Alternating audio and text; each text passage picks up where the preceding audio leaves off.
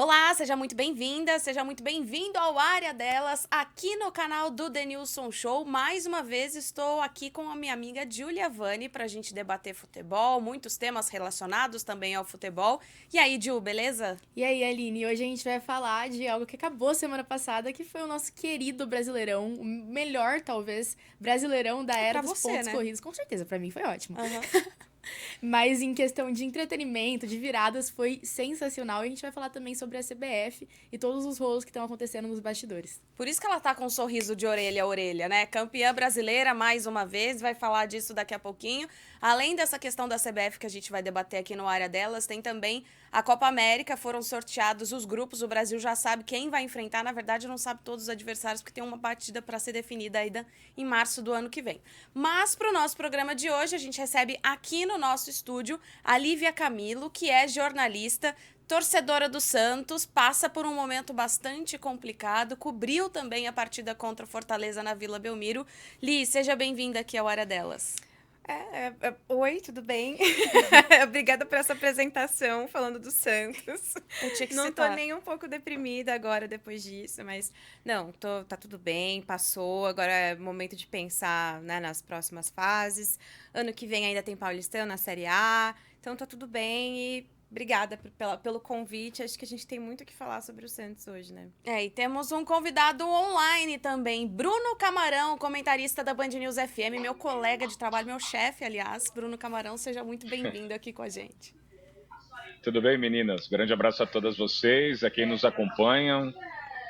Vamos falar um pouquinho então sobre essa reta final da temporada, o Campeonato Brasileiro coroando mais uma vez o Palmeiras e esse rebaixamento histórico do Santos Futebol Clube, né? Vamos começar então com o CBF, Gil? Vamos. O presidente Edinaldo Rodrigues foi destituído pela Justiça. A CBF tem um período de 30 dias para realizar novas eleições. É todo um processo complexo que não vem de hoje e tem muita coisa envolvida nesse sentido. E aí, em meio a essa situação, a seleção brasileira tem o técnico Fernando Diniz ainda no cargo, mas a gente não sabe se ele vai ser o técnico da seleção brasileira na Copa América de 2024. Em março, nos amistosos contra a Inglaterra e Espanha, sim. Mas e na Copa América de 2024? Agora tudo vira uma incógnita. O Brasil caiu no grupo D, junto com Colômbia, Paraguai e Honduras ou Costa Rica. Essa partida vai ser realizada em março do ano que vem. Então, quem passar desse confronto vai pegar o Brasil na estreia. E aí depois o Brasil joga contra o Paraguai e finaliza a primeira fase contra a Colômbia na Copa América. Camarão, falando dessa questão desse cenário de seleção brasileira, de CBF, já era tudo um pouco confuso, né? Porque o Brasil perdeu o Tite e depois ficou nessa coisa, o Ancelotti vai vir, o Ancelotti não vai vir, vem Fernando Diniz, o Ancelotti vem lá na frente, agora nem presidente tem. Começa a ficar uma situação bastante difícil para o Brasil, né?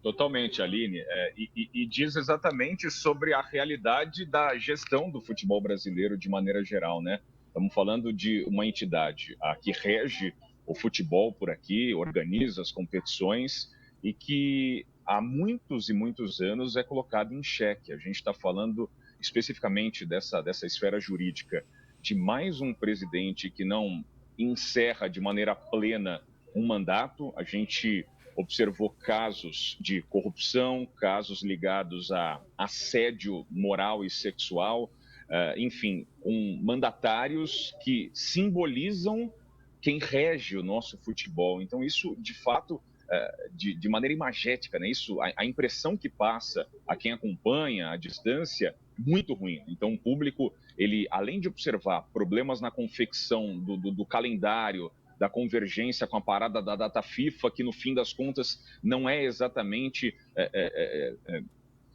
regido, né, da maneira como se imaginava. A gente vê uma competição que tinha uma data final prévia e acabou tendo de se estender por alguns dias também, em meio ao curso, durante muito, muito tempo, asterisco, as equipes tendo jogos a menos em comparação às demais. Isso tudo gera uma sensação de má organização que é muito reflexo também com o que acontece com a seleção brasileira. Você falou sobre o Tite. Desde a última Copa do Mundo, sabia-se, e o Tite já tinha apontado, independentemente do resultado, Brasil ex-campeão ou o Brasil eliminado na fase de grupos, o Tite não seria o treinador para a sequência do futebol brasileiro.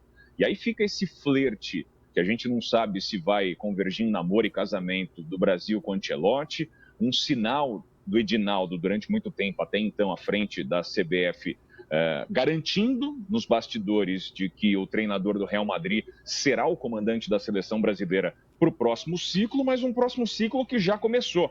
Não que seja essencial ou garantia de que um trabalho com início, meio e fim vai gerar uma conquista da Copa do Mundo, que na verdade é o sonho de todo torcedor que acompanha a seleção brasileira. Mas a maneira como o Brasil conduz a situação, deixando um Fernando Diniz de maneira interina, tendo que dividir as atenções com um clube que está ligado à Federação Brasileira de Futebol, isso tudo cria muitas vezes um conflito de interesse, na minha opinião. O torcedor dos rivais do Fluminense também ficam, de certa forma, incomodados. O próprio torcedor do Fluminense vê uma divisão de tarefas que não necessariamente é positiva. E a gente tem um grande ponto de interrogação, né? O Brasil, para essa disputa da Copa América, vai se apresentar de que maneira? Daqui a quase um ano, quando as eliminatórias voltarem, quem vai estar à frente desse projeto do futebol brasileiro?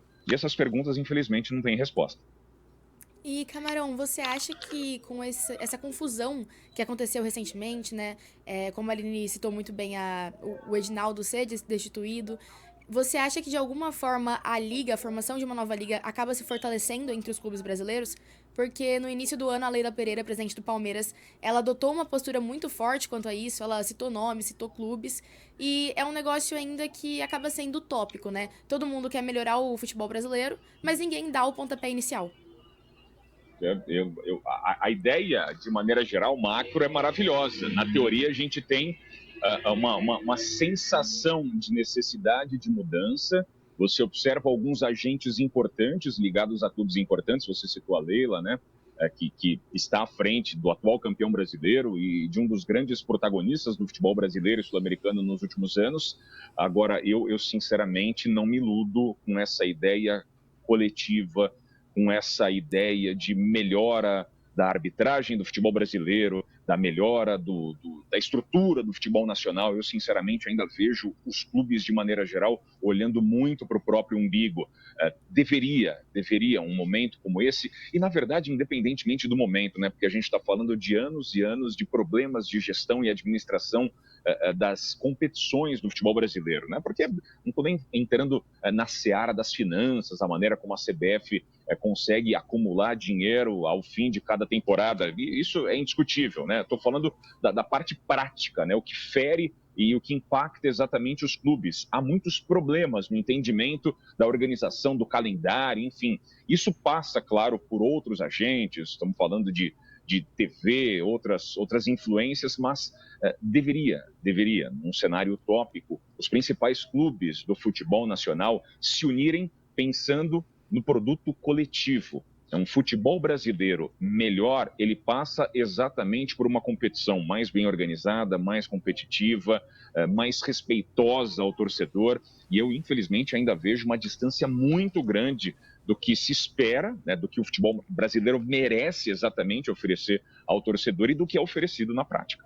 E ainda, né, Lívia, às vezes o Ancelotti olha pra cá e fala, ih, que confusão, acho melhor eu não ir, não. Os caras não tem nem presidente lá. Agora a gente tá no mês de dezembro, com o Natal, o Ano Novo, as festas de fim de ano e a CBF tendo que fazer uma eleição em 30 dias. Agora já não mais 30, né? Alguns dias a menos, mas enfim. Seria engraçado se não fosse trágico, né? Mas eu, assim, ainda passa pela minha cabeça, porque só o Edinaldo tem a informação de que o Ancelotti vem pra cá. Será que ele não repetiu isso pra ele mesmo tantas vezes que ele passou a acreditar nisso? Então, assim, eu fico me perguntando, será que é real?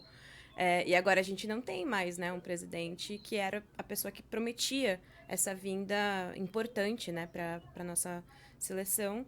E eu fico ainda nessa pergunta. Será que era verdade? Será que ele não repetiu tantas vezes que ele passou a acreditar nisso?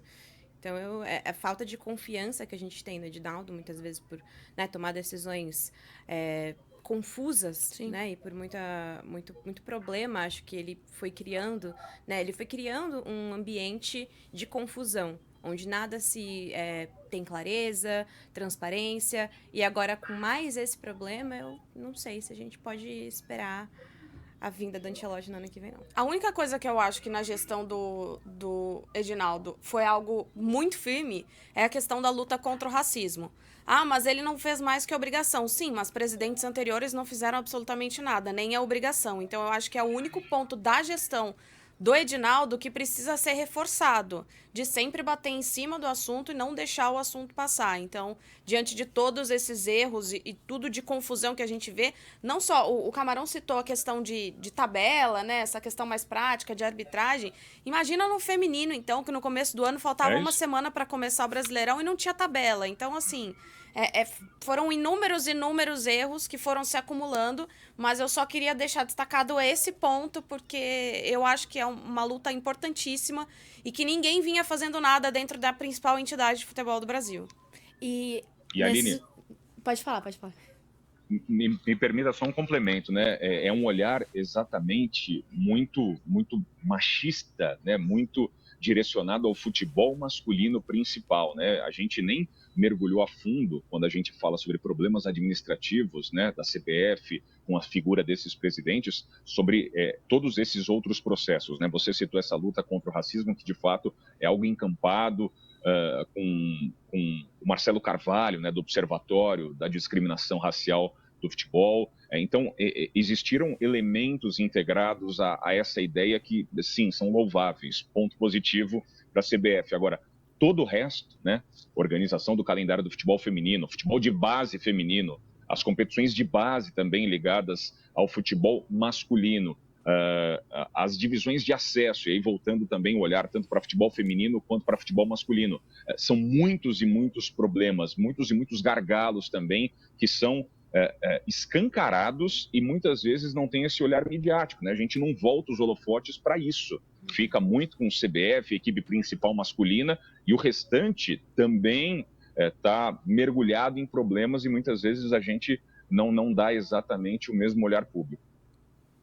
E a gente teve também recentemente o caso do John Textor, né, que é o dono da SAF do Botafogo, que contratou uma empresa para fazer toda uma análise do Campeonato Brasileiro, ver os pontos em que o Botafogo foi prejudicado e os pontos em que o Palmeiras foi beneficiado pela arbitragem, e apontar o dedo na cara da CBF, de comissão de arbitragem. É um caso muito delicado também, né? Eu acho que a gente não tinha uma figura como o John Textor no futebol brasileiro ainda, até porque ele tá relacionado com outros clubes também, ele tem uma visão de futebol muito exterior e muito mais comercializada do que deveria, só que também veio um pouco do ressentimento do Botafogo de ter acabado perdendo o título no final do campeonato de uma maneira tão trágica, até a 30ª rodada, até a 25ª rodada, todo mundo dava o Botafogo como campeão, mesmo oscilando. Mas o John Textor traz essa visão que a gente ainda não tinha visto no futebol brasileiro. A gente já viu dirigentes se posicionando contra a arbitragem. O Goiás, por exemplo, no jogo contra o Santos, que saiu com a derrota, foi rebaixado o Goiás mesmo assim. E se posicionou muito duramente por conta de erros de arbitragem também. Mas dessa forma, a gente nunca tinha visto nada parecido. Lívia, o que você pensou sobre isso? Então, na verdade, eu acho que a gente já teve algo muito parecido, que era o Eurico, né? O Eurico. Ele foi, na verdade, acho que essa grande figura de introdução do estudo do regulamento nas letrinhas miúdas. Ele carregava o regulamento dos campeonatos por onde ele ia, porque ele falava assim, olha, aqui tem uma brecha assim, assim, assado, e é assim que eu posso entrar para tentar salvar o Vasco, ou, sabe? Então, ele utilizava esses mecanismos lá atrás, né? Mas essa figura de CEO, também aí a gente já tem uma outra parte, né? A SAF é um advento do futebol que traz isso, consigo um monte de outros problemas extra-campo, né? Porque tudo passa a ser produto. Então, não existe mais aquela coisa de você respeitar a instituição, respeitar a entidade. E, obviamente, que o Santos, né, quando também tentando se salvar, tentou usar os seus artifícios ali no momento, né? Mas a gente sabe que não adianta, né? Dentro do gramado as coisas são outras. Já entrando nessa esfera do Brasileirão, e a gente precisa liberar o Camarão daqui a pouquinho, que ele tem uns compromissos lá na Band News FM, eu me lembro, eu preciso citar, Camarão, me perdoa, mas eu lembro que a gente estava na transmissão de Botafogo e Palmeiras, 3-0 pro Botafogo no intervalo, e aí eu pergunto pro Camarão sobre esse segundo tempo, né, sobre a possibilidade de uma virada, e eu lembro que o Camarão falou, eu acho pouco provável que vinha uma virada diante do cenário, e foi muito engraçado, obviamente, porque aí depois o Endrick vai lá, pega, coloca a bola embaixo do braço e faz essa virada incrível pro Palmeiras. Pra você, Camarão, e já pra gente fechar, esse jogo definiu o campeonato? Para mim, sim. O Botafogo, né, ele pisou na bola em algumas outras ocasiões depois disso, até com possibilidade de se reinventar, de apagar aquela impressão negativa deixada no segundo tempo. Você viu que eu não menti, né? Eu achava pouco provável, mas não impossível. E de fato aconteceu. Acho que se você perguntasse para o presidente da Mancha Verde, ele também diria que o cenário era muito complicado para o Palmeiras, mas foi uma reinvenção no segundo tempo. Aos 37 do segundo tempo, o Botafogo vencia por 3-1 e teve um pênalti a seu favor e acabou desperdiçando. A defesa do Everton, mas especificamente naquele jogo, foi um jogo que para mim norteou justamente a figura do Endrick, e a partir dali o campeonato tomou outro rumo, porque um jogador jovem chamava a bola, pedia a bola e dizia, eu vou decidir, joga em mim que eu vou fazer acontecer. E fez. A partir dali o Endrick entrou no time do Palmeiras para não sair mais, muitos questionamentos, né, até puxando rapidamente para a questão da Libertadores da América, torcedores do Palmeiras talvez quisessem ter visto mais minutos para o Endrick no duelo contra o Boca Juniors, especialmente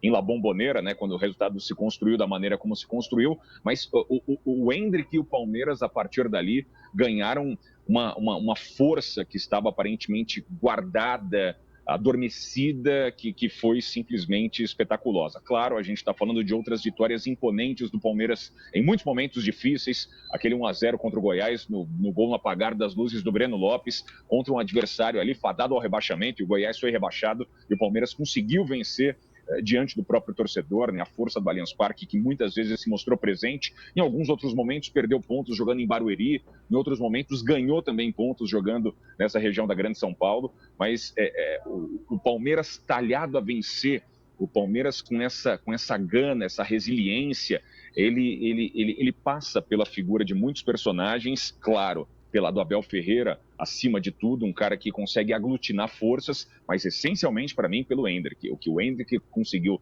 responder à prática nesses momentos finais dele, apesar de muito curta a passagem dele pela equipe principal, já dando adeus para ir para o Real Madrid e tentar conduzir a trajetória dele para lá, ele se encerra esse ciclo à frente do Palmeiras de maneira grandiosa, protagonista, linda, e quando a gente olhar os livros de história daqui a 20, 30 anos, repaginar o Brasileirão de 2023, sim, o fracasso do Botafogo vai ser existente, a força macro coletiva do Palmeiras também, mas tudo para mim passa pela figura do Endrick.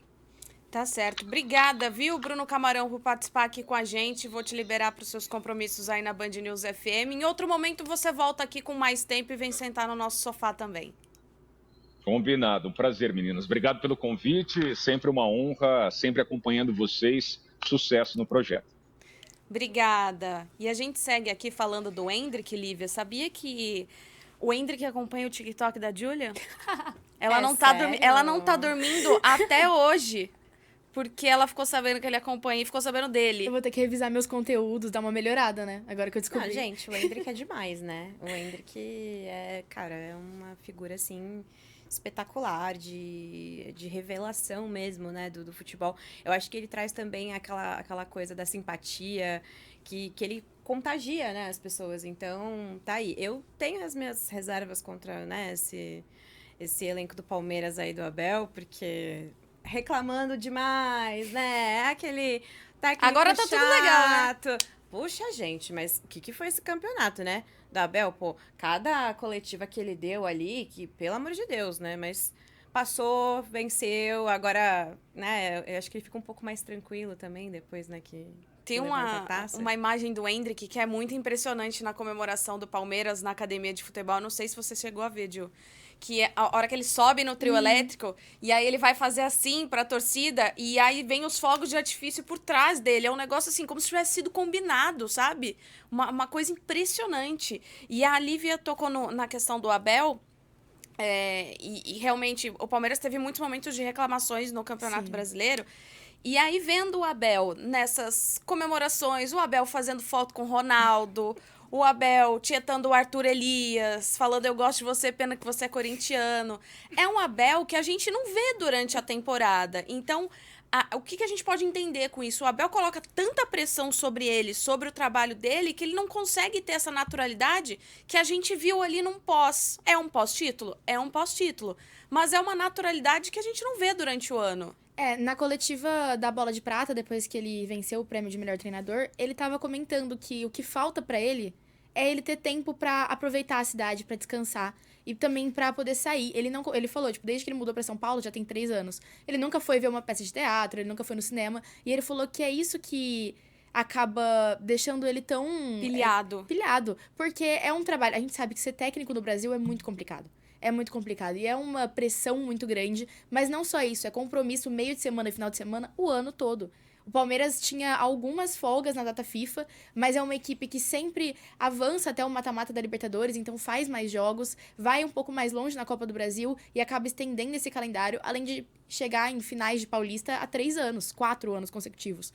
Então, é um calendário que acaba sobrecarregando o treinador. E eu entendo o momento que o Abel tá. Porque realmente foi muita coisa nesses últimos 3 anos. E ele comentou também que é difícil você manter um time competitivo por tanto tempo. E um negócio que ele destaca bastante é que o Palmeiras nem sempre vai ser campeão, mas sempre vai competir.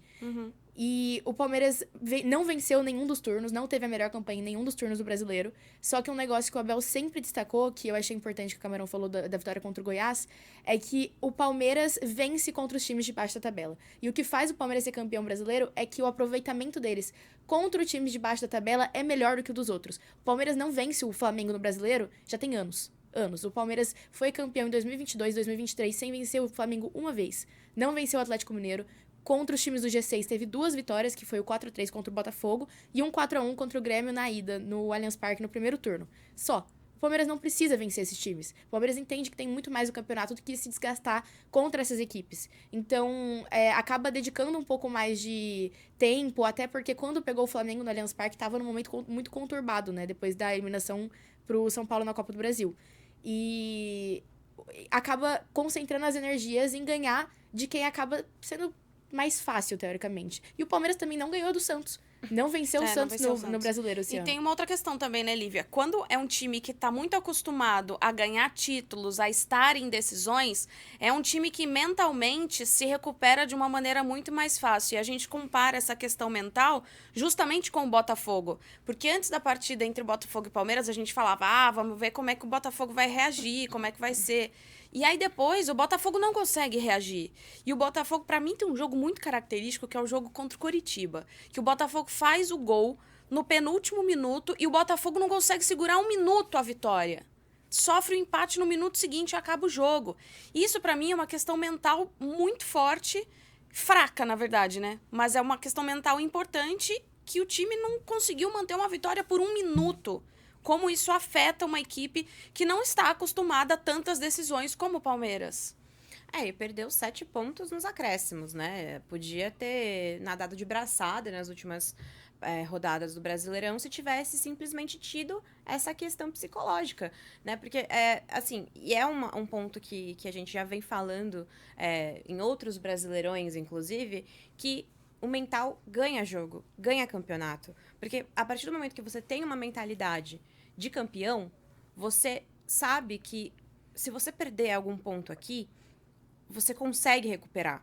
Agora, a partir do momento em que uma equipe se abala, tomando gol, não consegue se recuperar, aí você já sabe que é derrocada, porque foi o primeiro turno do Botafogo, foi isso, venceu.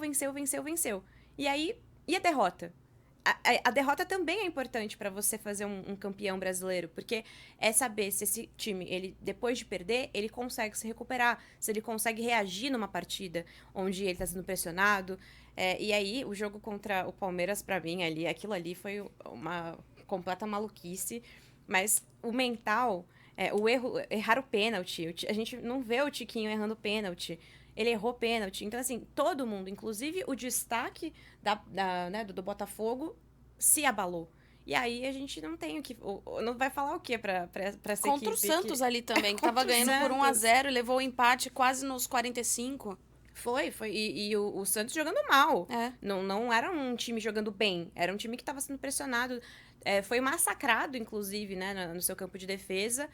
E aí gente, mental ganha jogo e o Abel sabe controlar um vestiário, sabe controlar o mental de um jovem como o Endrick. Eu não sei se fosse um outro treinador lidando com o Endrick, o tanto de assédio que esse cara já tá recebendo, se ele conseguiria extrair tanto quanto o Abel conseguiu do Endrick. Então, realmente, o mental muda tudo. O Everton comentou que quando o Palmeiras abriu vantagem no Campeonato Brasileiro de 2022, o Abel sempre falava pra eles não olharem pra trás. Não importa se o Flamengo tá diminuindo a desvantagem, não importa se o Atlético, não lembro quem poderia chegar, eles não podiam olhar pra trás na tabela de jeito nenhum. E foi assim que o Palmeiras seguiu pra ser campeão brasileiro. E eu acho que o Botafogo, em um momento, tinha 14 pontos de vantagem, o que o Palmeiras nunca abriu, e conseguiu se abaixar, porque ficava olhando pra trás e ficava vendo, sentindo a pressão de quem tava chegando. O Botafogo perdeu muito no mental. Eu acho que esse campeonato, tudo bem, teve troca de técnico, teve alguns problemas em campo que acabaram se repetindo várias vezes, mas eu acho que o mental foi o principal pra perda de título do Botafogo. Total. E sobre o Endrick, ele falou na coletiva que ele acha que não poderia ter um treinador melhor agora, pra começar. Porque o Abel é um cara muito diferente na mentalidade. E ele até se emocionou ontem, na semana passada, quando uma jornalista ela não fez uma pergunta, ela só falou que ela tentava há muito tempo entender qual era o diferencial do trabalho dele. E ela entendeu finalmente que ele humaniza os jogadores e humaniza as derrotas. Ele entende a dor de cada derrota e ele passa por isso com uma forma de pensamento muito mais leve do que só dentro de campo. E eu acho que realmente esse é o diferencial. Foi por isso que o Palmeiras conseguiu buscar aquele 4-3. Porque o Endrick teve uma noite iluminada. Eu tava na arquibancada nesse jogo. Foi, assim, o melhor jogo que eu vi na minha vida. Foi tranquilamente a melhor experiência que eu já tive em um estádio. Quando o Botafogo abriu 3-0 e foi pro intervalo, meu amigo falou, tô com medo da gente ser goleado. Eu falei, 3-0 não é goleada. Ele falou, mas 4-1 é. Aí o Palmeiras faz um gol e a gente sofre o pênalti. E ele fala, 4-1 é goleada. Eu falei, não vai fazer. Não, o Everton vai pegar esse pênalti. E o Everton pegou o pênalti. E foi assim, a partir do momento que o Everton pegou o pênalti, todo mundo que tava ali tinha certeza que o Palmeiras ia virar. Tinha certeza. Porque o campo conversa com a arquibancada. Sim. Com certeza. E a torcida do Botafogo, a partir daquele momento, se calou. A torcida do Botafogo não cantou mais nada pro resto do jogo. Então, é um negócio de energia que vai além do futebol. E eu acho que o Palmeiras tem traduzido isso muito bem nos últimos anos. E dentro desse cenário, Lívia, a gente tinha ali Atlético Mineiro e Flamengo com chances matemáticas na última rodada. Todo mundo sabia que não ia dar, obviamente. Mas assim, tinha que, obviamente, né, chances Tanto matemáticas que e tal. a CBF levou, né, A taça palco, pra medalha todo mundo. pra Morumbi, pra Salvador também. E aí, eu acho que a gente já entra no assunto do Santos, porque era Bahia e Atlético Mineiro. E assim, tudo apontava para uma vitória do Atlético Mineiro. Porque, pela situação do Bahia, porque o Atlético Mineiro vai querer tentar golear para tirar uma diferença de saldo de gols. Então, todo mundo já pensava nesse cenário. Vou falar primeiro de Atlético Mineiro e Flamengo, aí a gente vai para os outros times. E aí, chega na última rodada, o Atlético Mineiro é goleado e o Flamengo perde do São Paulo. Então, assim, times que o Atlético Mineiro fez um segundo turno absurdo. Aliás, a mudança do Atlético Mineiro no Campeonato Brasileiro, ela se dá justamente quando o time vence o São Paulo no Morumbi, que foi a primeira vitória com o Filipão, e a partir dali o Atlético consegue a melhor campanha do segundo turno. Então, se esperava muito mais do Atlético nessa última rodada. Se esperava muito mais, e acho que tanto de resultado quanto também de desempenho. Porque o que apresentou o Atlético Mineiro contra o Bahia foi assim... pífio. Não era a equipe do Atlético Mineiro que a gente acostumou a ver jogar nesse segundo turno. Então, assim, não só de um resultado ruim, porque uma derrota ali, eles entregaram basicamente o título na mão do Palmeiras sem lutar, né? Mas a gente não conseguiu ver o Galo em campo. E isso, pra mim, é uma coisa, assim, me causou muita estranheza. Não só por eu ser santista e estar contando com uma vitória deles, né? Para o Santos poder se salvar, mas a gente tinha tanta fé no futebol do Atlético Mineiro que eu falei assim, cara, não tem como eles irem lá e perderem esse jogo. Entendeu? Então, assim, realmente, eu não entendi nada do que aconteceu. Não, o frango, né? Primeiro que, assim, o primeiro gol foi um frango. Ridículo.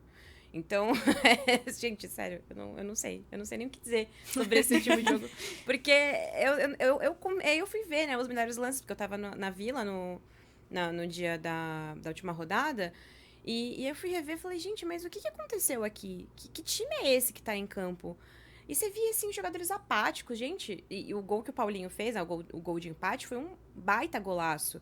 Mas depois morreu de novo. Aí você fala, o que é isso? Que equipe é essa em campo? Não... Acho que eles desistiram. Falaram assim, acabou o campeonato, o Palmeiras vai levar, tal, deixa, sabe? Vamos entrar em férias e tá ótimo, sabe? Acho que só tem isso pra... Mas existe a diferença de premiação do segundo lugar pro quarto, né, também. Então, o Galo que ficou em terceiro, afinal, Terceiro, né? Mas tava buscando essa premiação, até porque é um valor maior. E o Grêmio, que ninguém esperava que fosse acabar em segundo, acabou. Porque o Flamengo... Vindo da Série B, hein? Exatamente. E que campanha impressionante. Sim. Impressionante. Na Bola de Prata, quem venceu o melhor treinador foi o Abel Ferreira. Mas eu acho que o Renato Gaúcho, assim, era um ótimo concorrente. Eu também colocaria o Felipão.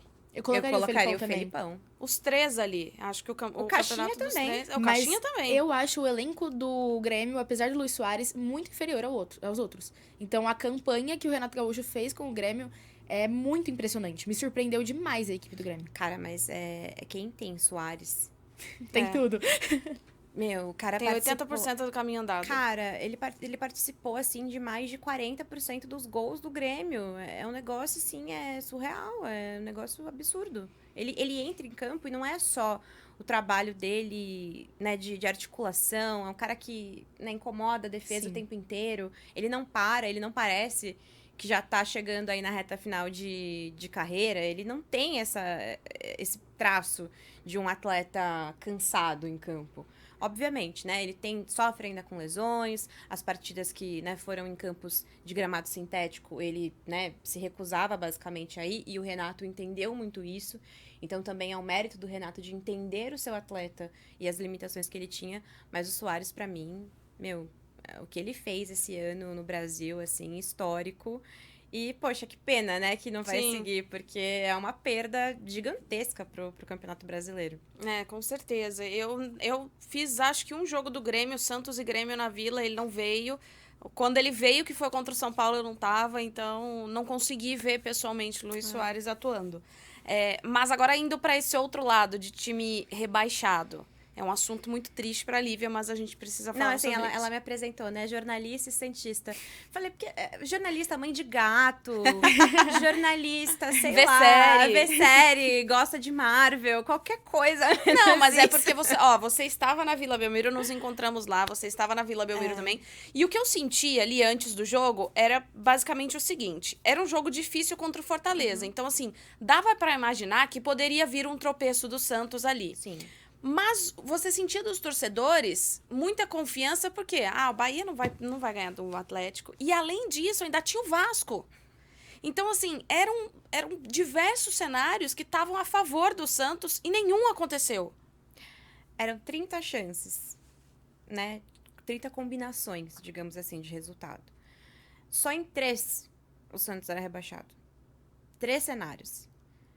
E aconteceu o pior de todos os cenários, que é o Santos perder dentro de casa pro Fortaleza, que também não tinha mais nenhuma aspiração. O Vasco ganhar, que também, né, vinha aí de partidas ruins, futebol muito abaixo. E né, o Bragantino de um baita campeonato. E o Bragantino ainda querendo, né, beliscar algo lá em cima. E o Bahia, que, gente, assim... esse jogo contra o Atlético que todo mundo tinha certeza que não ia ganhar. Poderia empatar, poderia 1000 coisas. Inclusive, em todos esses cenários, o empate do Bahia também seria ótimo para o Santos. Mas aconteceu simplesmente o pior de todos os cenários. E aí é aquilo. A gente já. Esse rebaixamento do Santos, ele já era anunciado há muitas temporadas. E ainda no Paulistão correndo risco. Já veio de uma campanha do estadual, que é uma campanha horrorosa. Pelo segundo né? ano seguido, Pelo né? segundo ano seguido. Então, assim, o Santos já anunciava esse rebaixamento no Brasileirão há algum tempo.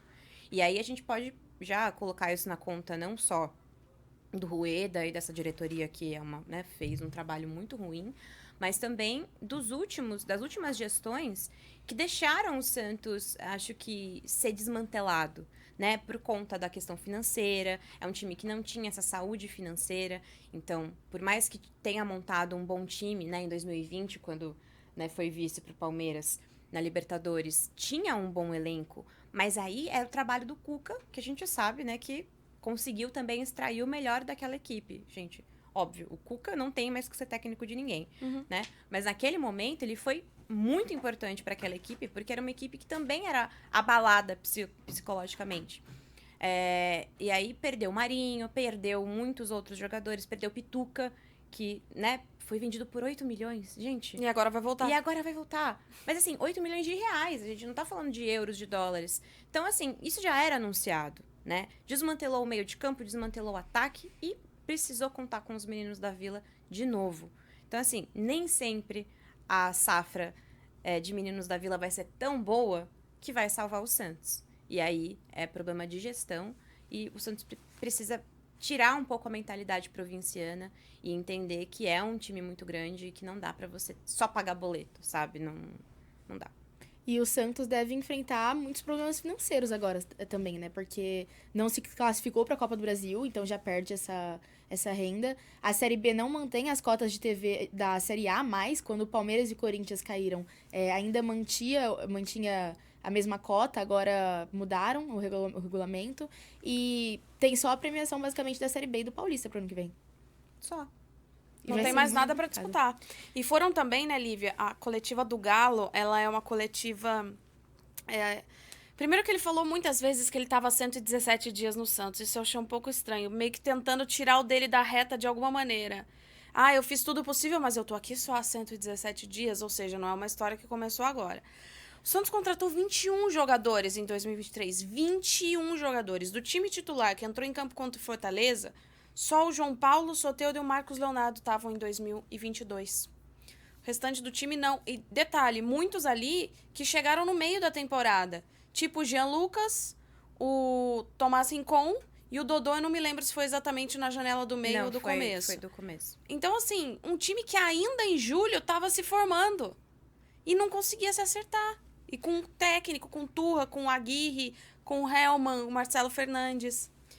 E aí vem, pra mim, o maior erro de todos, né? Que foi efetivar um interino que a gente já tem, né? Do entendimento de um passado do Marcelo Fernandes à frente da equipe do Santos, que não funciona, porque ele é um bom motivador, ele é um bom auxiliar técnico.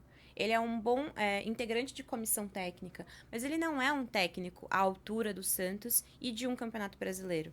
Então não dava para você manter o Marcelo Fernandes ali em tempo integral, sabendo que ele poderia a qualquer momento mudar tudo ou mudar as ideias, deixar o time cair de produção e não ter como recuperar isso.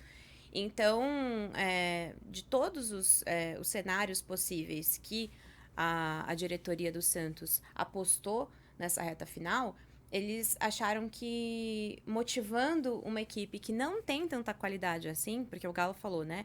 O time não tem condição. Na própria coletiva de imprensa após rebaixamento, ele falou, esse time não tem condição de competir, de ganhar jogos em casa, porque não consegue se impor e tudo mais. Aí ele vem e critica agora o próprio elenco, que até outro dia ele estava defendendo, porque ele que participou da maior parte dessas contratações, né? Então, agora tem um monte de relatório pronto para mostrar os problemas do Santos. Então, mostra esse relatório pro torcedor. O torcedor quer entender o que aconteceu com o Santos. A gente até agora não entendeu o que aconteceu. E de problema de bastidor mesmo, né? Ver o Jean Lucas e o Marcos Leonardo chegando embriagados para uma viagem contra, né, onde eles iam enfrentar o Atlético Paranaense, um jogo extremamente importante, com problema de vestiário. Então, assim, é muito preocupante o que aconteceu com a gestão do Santos, sabendo... Eles já tinham essa ideia de que o Santos era um forte candidato a ser rebaixado.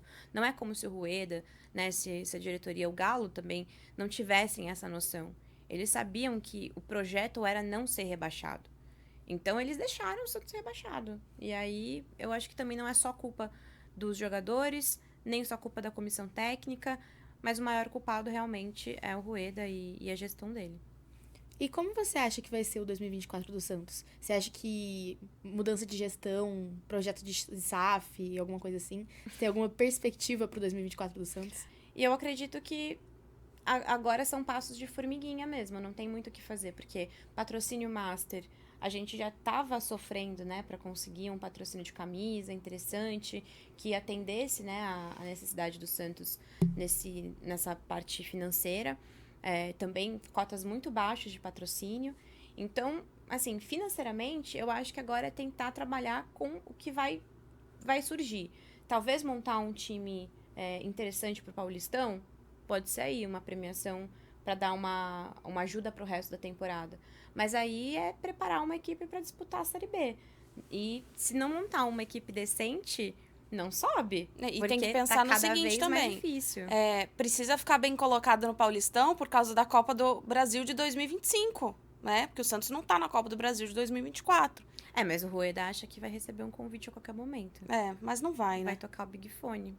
E, aliás, o Santos também podia pensar em um projeto, por exemplo, Juventude. Juventude pegou o Carpini, que vem de um vice-campeonato com o Água Santa. O Juventude estava lá embaixo na tabela. E conseguiu acesso para a Série A do Campeonato Brasileiro. Então, um jovem treinador, competente, a gente tem muito, é só olhar para o mercado, né? Mas é a visão de sempre ter, assim, nomes já muito assertivos ali. A gente tem que pegar um técnico de nome, tem que pegar um cara assim, assim, assado. Gente, assim, o que já foi especulado, né, nas apurações com conselheiro, falando com empresário, o que já foi falado sobre Luxemburgo no Santos em 2023, assim, é assustador, porque toda vez que caiu um técnico, agora vem o Luxemburgo. Não, agora vai. Gente, a gente viu o que ele fez, o que o Luxemburgo fez no Corinthians, a situação que o Luxemburgo deixou o Corinthians. Por que toda vez que acontece alguma coisa, o Luxemburgo é citado dentro do Conselho do Santos? É uma visão assim. Esse é o problema. O Santos precisa expandir esse horizonte. Eu acho que só uma troca de gestão e um entendimento do futebol moderno é que vai mudar essa situação do Santos. SAF, até agora, só especulação. Nada concreto. Bom, estamos chegando ao fim de mais um Área Delas. Lívia, muito obrigada pela sua presença aqui com a gente. Assim, da próxima vez, apresentação. Jornalista, mãe de gato, e aí a gente fica certinho. Porque até vou contar uma história aqui, né, da cobertura Fortaleza, né, e Santos e Fortaleza, que um tio meu veio do Texas para assistir essa partida. Ele nunca tinha ido até a Vila Belmiro. Então ele veio, comprou lá passagem, tudo, veio para assistir o Santos se salvar do rebaixamento e acabou. E tinha muita gente lá, viu, pela primeira vez na Vila. Que eu vi vários relatos. E infelizmente não foi a melhor da impressão, não só pela derrota, mas por todo o cenário de guerra que aconteceu no entorno do estádio depois. Eu fui embora de lá umas 4 da manhã, 3 da manhã, que foi o horário que a gente terminou os materiais, né? Inclusive, quem quiser saber mais, tem lá na Trivela toda a nossa cobertura. E, assim, foi muito difícil, foi um dia de trabalho muito difícil, por conta da violência, do cenário todo.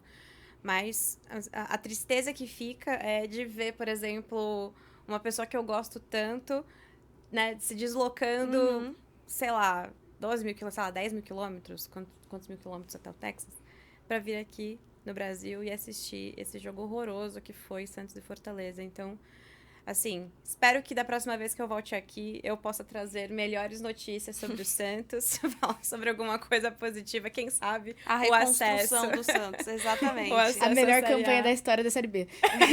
Invicto, campeão invicto 2024. Gil, valeu, até semana que vem. Obrigada, Aline, obrigada, Lívia, por ter aceitado o nosso convite. Fiquei muito feliz de falar do Palmeiras, é a primeira vez que eu falo do Palmeiras nesse programa, positivamente, verdade. né, porque a gente cobrou a Leila Pereira pela ausência de base no futebol feminino do clube, mas agora eu pude falar um pouco positivamente depois do campeonato e tô muito feliz com o resultado. Obrigada a todo mundo que acompanhou. Bom, a gente se vê na semana que vem. Você acessa o canal do Denilson Show, faça a sua inscrição, ative o sininho para ficar por dentro de todo o conteúdo e o Área Delas volta na próxima semana. Até mais.